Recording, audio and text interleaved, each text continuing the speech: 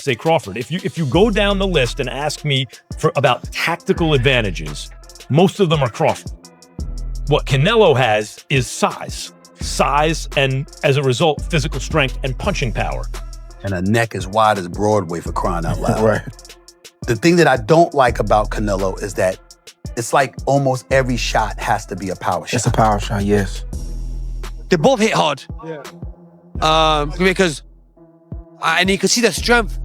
You know, when I was fighting against Crawford, I didn't think Crawford was that strong, but when he kind of moved me around a little bit, he is very strong as well. So look, yeah, but why does he need to give that much away? He's pound for pound #1 in the world. Why does he have to go up and fight Canelo? Max Kellerman and Stephen A. Smith analyze the upcoming Canelo Alvarez versus Terence Crawford fight.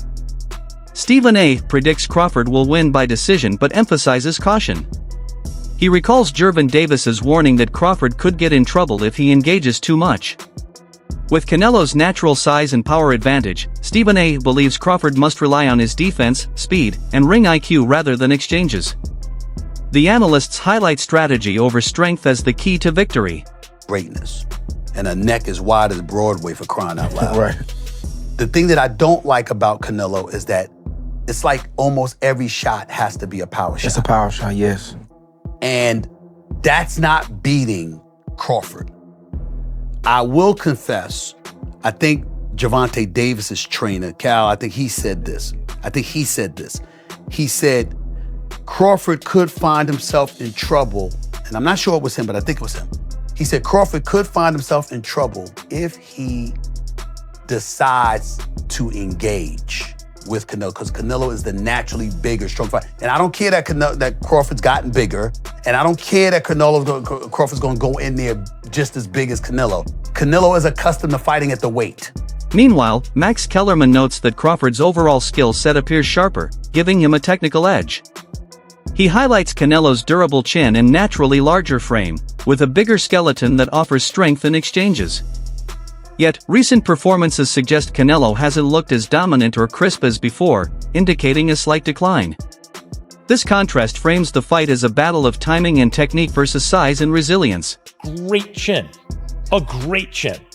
But in terms of, if you want to go skill for skill, especially the recent version of Canelo, who's had to turn into a seek and destroy guy, who had to learn as his career went on to cut off the ring and not just follow guys around. Like Lara, Trout, Floyd, he followed those guys around. He had trouble because he's really a natural counterpuncher who wants you to come to him.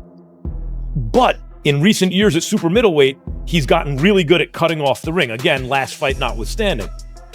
So as an overall suite of skills, recent vintage, it's been Crawford.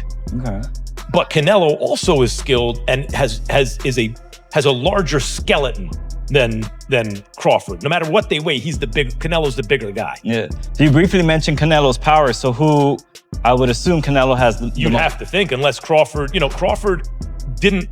was on a knockout streak until he moved up to junior middleweight and then failed to stop Madrimov. Antonio Tarver, a respected boxing analyst and former champion, openly supports Crawford while acknowledging the massive challenge this fight presents.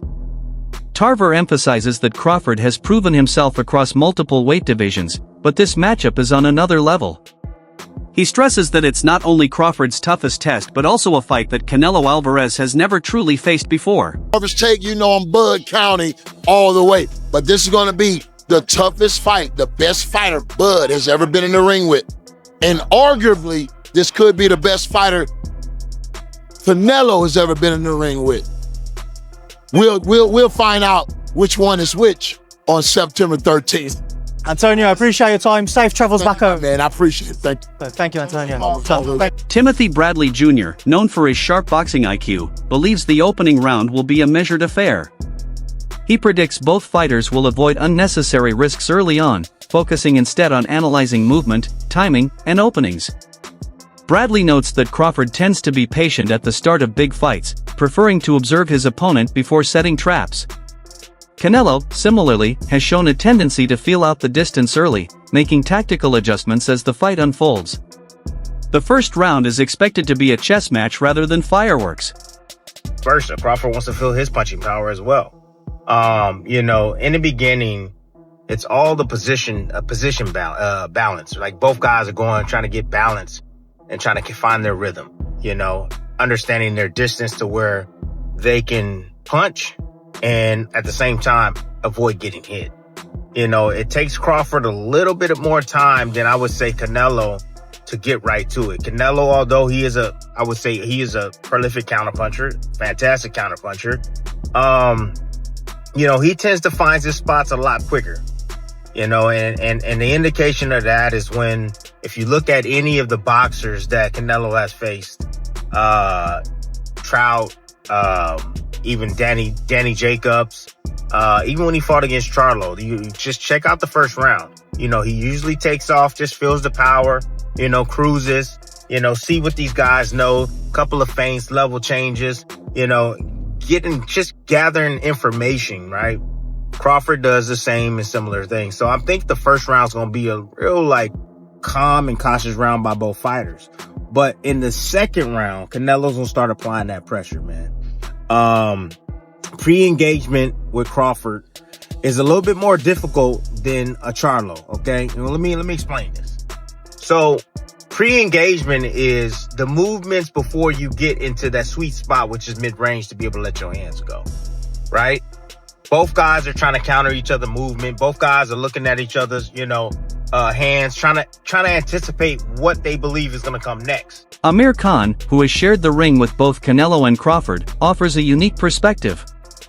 He stresses that Crawford has already proven himself as an all-time great at welterweight. Khan warns that moving up in weight against naturally bigger fighters carries significant risks. He questions why Crawford took on this challenge, noting that his legacy is already secure. However, he acknowledges Crawford's ambition to silence critics and defy the limitations of weight classes. Khan concludes that while Crawford is elite, stepping up against a powerful opponent like Canelo is a dangerous gamble that could either elevate his status or threaten his career. And we did all the build-up. They were nothing but respectful. Yeah. I just feel that, you know, in boxing, weight divisions are made there they make them for a purpose. And I highly respect and say pound for pound, the best fighter is Crawford by far, and beats anyone. But when you start putting weight on and you go up a weight and you fight these guys like Canelo, even though Canelo might be now getting a little bit older and it might be slowing down a little bit, but he's still going to be very dangerous. That punch power, you're still going to get tagged, you're still going to get hit. You're going to have to spar heavier guys to get ready for that anyway. So you're going to be taking a lot of wear and tear anyway. You're going to have to adding a few pounds on. Does he need to put that pressure on himself? He's done what no one's ever done before. 2-time undisputed world champion. So why not just enjoy? But obviously you want to go for that next challenge. Now for him, he wants to go for that Canelo. I would advise him not to go for that. Yeah. But if he's the man and he knows how good he is himself. So I